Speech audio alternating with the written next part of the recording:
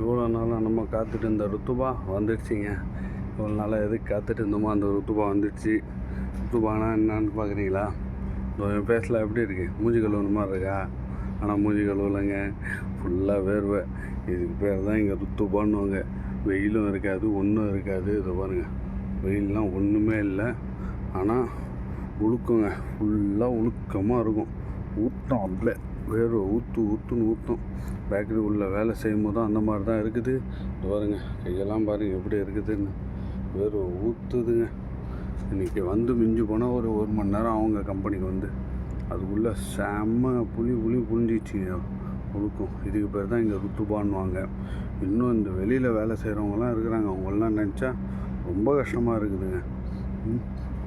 இதுதான் குவைத்தில் வந்துட்டு ரொம்ப ஒரு இதே புதுசாக வந்தவங்களுக்கெல்லாம் பார்த்திங்கன்னா இந்த கிளைமேட்டுக்கு சளி பிடிக்கும், ஜுரம் வரும்.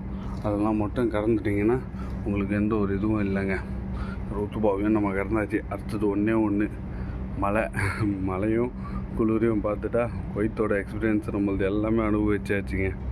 இதே மாதிரி உங்களுக்கு இந்த ருத்துபாவோட எக்ஸ்பீரியன்ஸ் எப்படின்றத மறக்காமல் கமெண்டில் மெசேஜ் பண்ணுங்கள், சரிங்களா? அதுக்கு முன்னாடி நம்ம சேனலை சப்ஸ்கிரைப் பண்ணிவிட்டு பெல் பட்டனை மறக்காமல் கிளிக் பண்ணுங்கள். ஓகே, பாய்.